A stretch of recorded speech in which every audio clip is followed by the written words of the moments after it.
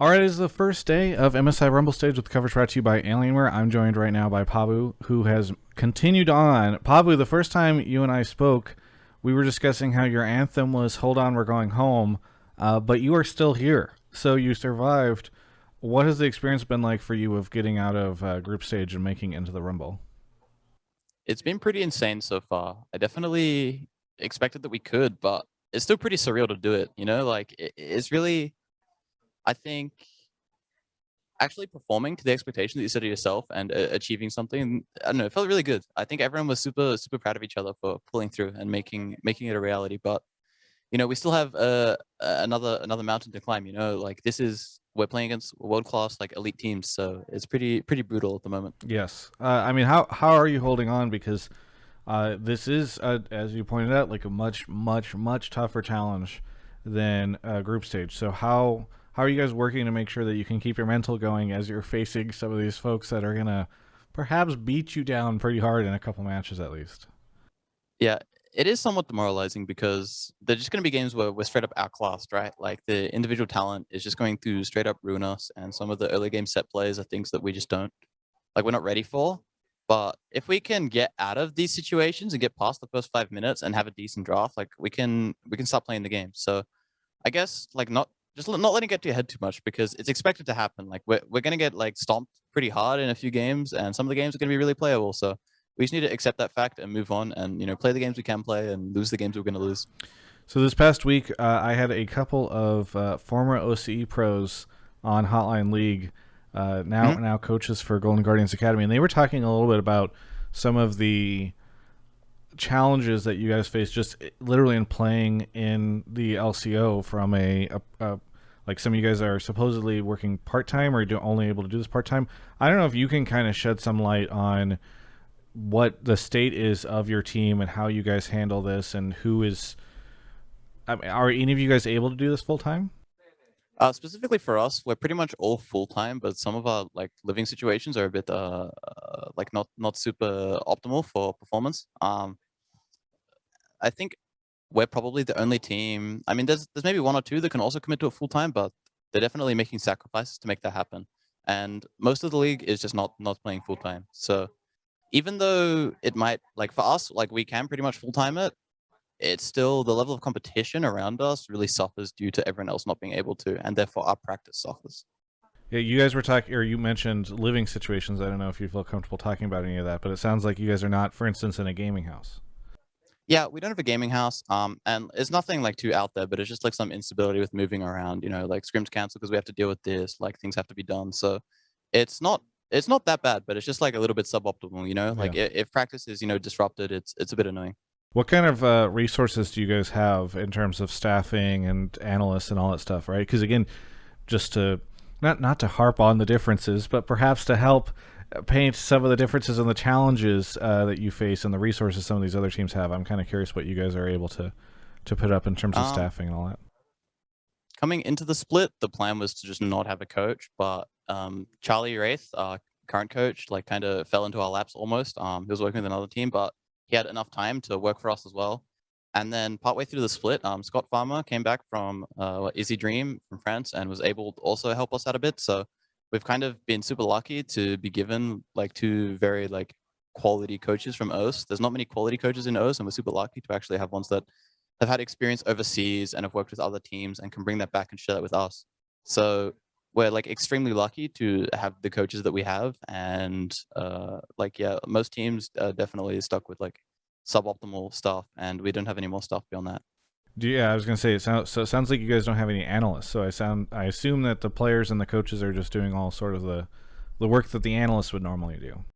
Yeah, when you're a coach for an OC team, your work is very general. You're a player manager, you're a coach, you're an analyst, you're a father. Like you kind of have to like deal with everything. It's just kind of the nature of the scene being somewhat underdeveloped. Well, what has the support been like from folks at home? I don't know if you're getting a ton of messages. I see you active on Twitter a lot, so clearly you're not avoiding social media. So what kind of support and what's the reaction been, broadly speaking, to you guys getting into Rumble? It's been pretty incredible, honestly. The fans worldwide have kind of really rallied behind Pentanet and us, and like I'm super happy that we kind of got this opportunity to show off like who we are I think that my teammates are like all quite wonderful, entertaining people, and they didn't really like put themselves out there that much. No one could really see it. But now that people see it, everyone's behind us, and it's from like overseas. The support that pulls in from basically everywhere is kind of overwhelming. Like, especially like Brazil, China, Korea, all of these fans have been quite nice to us. And there's hundreds of countries I could list, and I'm sorry for everyone that I forget, but like just kind of like the international support is really insane, and it's really heartwarming to have so many people like constantly wanting to see us succeed. And even if we don't succeed, everyone just wants to see us. Like they like us as people, and it's really nice. I know that a lot of people have been interviewing you, including myself. You're kind of the face of the team. Who should I interview next from Pentanet? Who's a good interviewee? I think that Biopanther is both like for how good he is and how funny he is. He's probably one of the most interesting humans I know. But no one like seems to like go out of their way to ask those questions, and he doesn't like do it himself. So I think Biopanther is definitely a bit of a hidden gem. What should I ask him? What are the interesting questions? What's going to get a good response from him? Any good stories about him?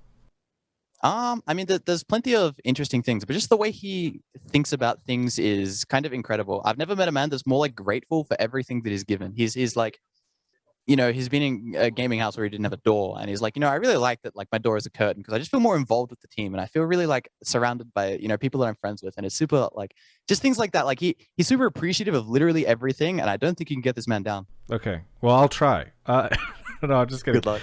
All right. It is finally time for me to ask you the most important question of MSI 2021. In the 1996 film Space Jam, the monster aliens steal the powers of notable NBA athletes from that time. If you were able to steal the powers of any competitor at MSI 2021, who would you steal and why? Does it have to be MSI? Because I have a way better answer if it's not from Fine. MSI. I mean, who cares? Just you could give a non-MSI answer if you want.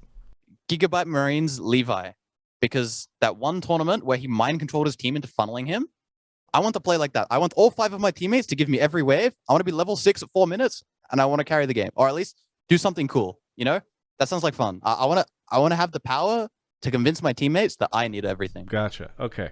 Just to align everyone into you. Maybe you can get them to do that for your last game if things are, and I'm not saying this is going to happen, but if things are looking dire towards the end of group stage, maybe you can convince them all to funnel into you.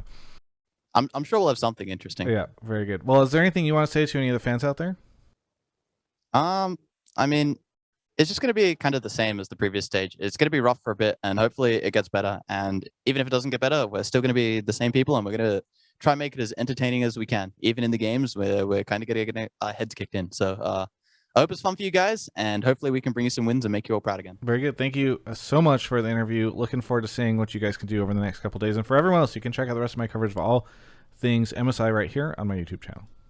May 11th has come and passed. Maybe you saw some of my other outros, and if you missed the news, Alienware has updated their M15 and M17 lineup to include some really cool new hardware in it. So go check that out. But also, they have teased, they basically announced that this thing's coming. We don't know all the details yet. A new X series line of notebooks, gaming notebooks, beautiful stuff. Go Google right now, just Alienware X series, probably the best way to go see some of the chatter and commotion across the different coverage outlets that are going to look at all this stuff. But I believe June 1st. In fact, I'm looking it up right now because I'm rushing off to do a hot tub stream as I record this. And so my brain is not entirely in the place that it needs to be. And so you're seeing in live me realizing that, yes, I was correct. The Alienware update Twitch stream will be on June 1st. So be sure to go check it out. And check out alienware.com/Travis. There's a link in the video description to check out what they've got over there. Maybe you want like a monitor or something. I don't know.